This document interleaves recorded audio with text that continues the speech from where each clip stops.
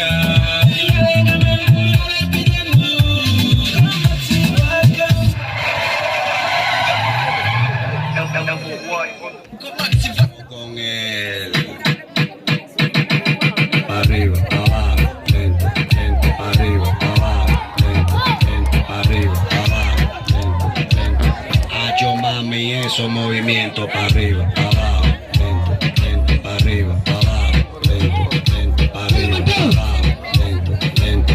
Y si se pone de espalda porque quiere, pues toma, dale, toma, dale, toma, toma, toma, dale, toma, dale, toma, dale.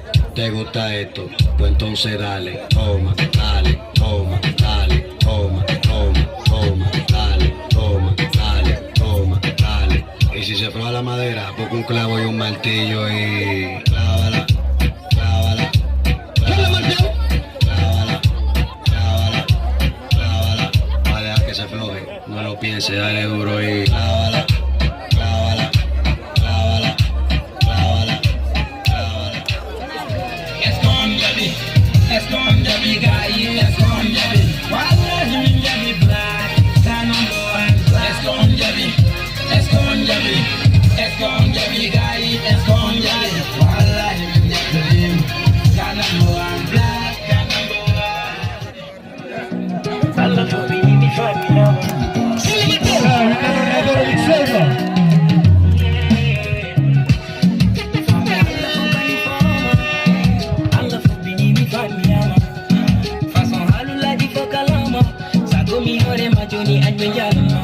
Alhamdulillah, deke mo jogi ganyo. Mawande mo kote mi metri bernane. Bode mi nida, kaji do dumyo jonyo. Ko jamo joti fo pa me mamende we. Alhamdulillah di ko jogi manya mo ko jeya. Emi jo kurdo tumati ma to jeya. Mo berne mo labani so mai jamo fi.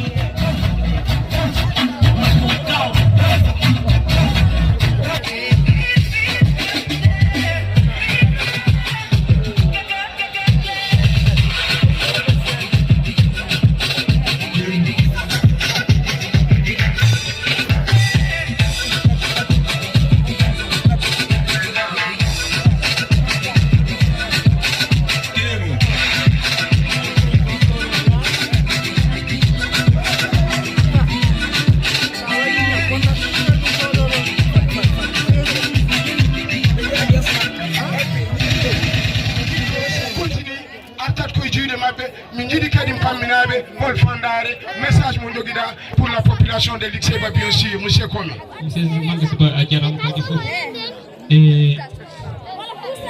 darde ma potam lamde mi wiino ko seeɗa kalami min satta haalde seeɗa sabu ko waɗa ko ene heewi ko yiɗa waɗede kadi ɓuuri hewde e mboɗo ñaagui so woni wonɓe ɗo e délégué fédération de tawte ɗo e sur le plateau s'il vous plaît. Merci. Délégué de la fédération, certains membres sont là. Et Menjidi sur scène, s'il vous plaît. Oui, et Godum Satawnado, bien sûr. Voilà. Doro, bien sûr. Doroba. C'est important. One Mamad Seydou Senado. One Mamad Seydou Senado. Et Menjidi sur scène. Merci beaucoup. Merci. Moussa Traoré Sinado. Bien sûr, s'il y a des femmes aussi, Minjida sur scène, on a s'il y a des scènes, bien sûr. Ok, Monsieur Koumé. Eh, que je donne ce sera bien, on a quand même la soirée et les guides de Berton aussi. Soukabe, Odonyaga, il nous fait un message garo pour 2 minutes. Monsieur Ablaïja, merci beaucoup. Il y a tout de nous, mais il faut en aller donc. Jajaou, on c'est pas grave. Merci. Eh, nous n'avons qu'à dire que nous avons rapidement, nous avons gardé le code fadane. Ko adi fu den citina ko waɗano ko fof ko fédération waɗi kono ko non mbaɗana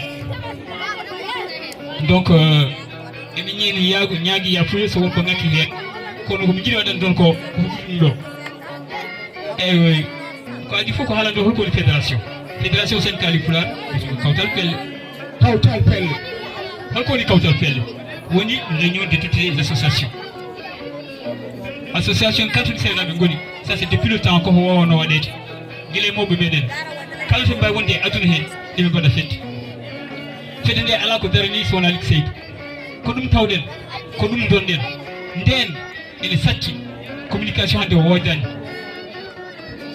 projet ala tan waɗe lettre-uji winde wiye kaaren gomne gabmo gadde wonɓe nosot gadde wonɓe to gadde projet holko wonno en ko Genaali en ko Jamma en wonde galle en gueɗe bawɗe noon dege projet ɗi hay so ɗi wonno fayida ɗi ngala sembe won ara hande noon wiya won fortange dañƴen hande Lexeiba ene cari machallah eɗen cari aduna o foof ɗo kadi ɓurɗen ɓesrude ƴeewi ko ɓenni kono wano hande wona en tan goni ɗo ko enen e hoddiɓe men foof ɗe cati en won wuuro ngo ko moƴƴum heewɓe ne cati en ene gara hen kadi ko koɗi en hande gondi Lexeiba ɗan yiyano kala to fedde woni ene wawi wadde kala ko welani e golle muɗum kono alay saago wonta e kawtal pelle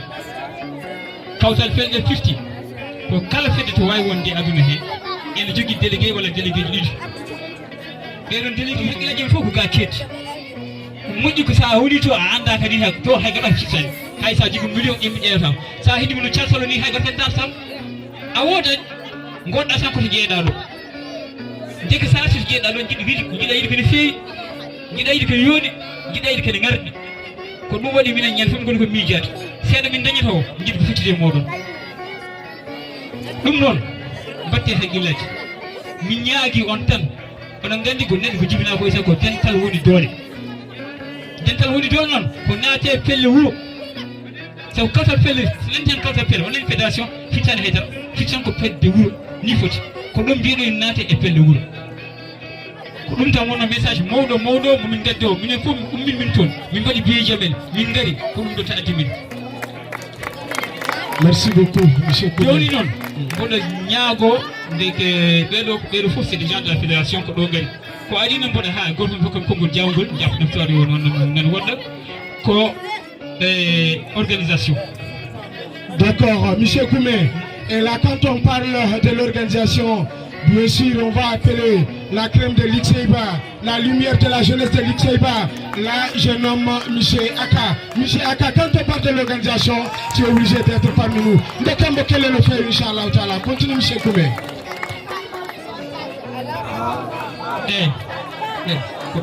Aka, merci. C'est une organisation. Kalen ko yimɓe ɗo hande ko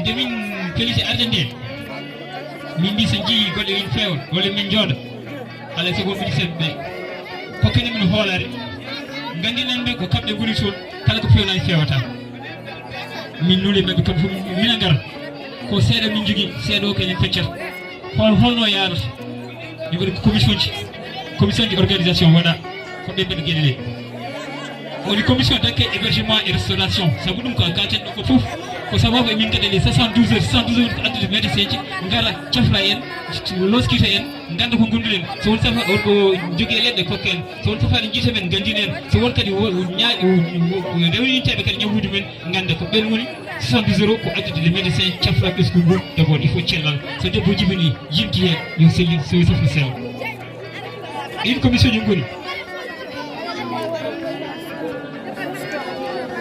commission d'accueil hébergement et restauration woni jaggoto pompe meɗen ko direction Kadja Mangani Alassane Baya Dia oɗo dariɗo ɗo hen.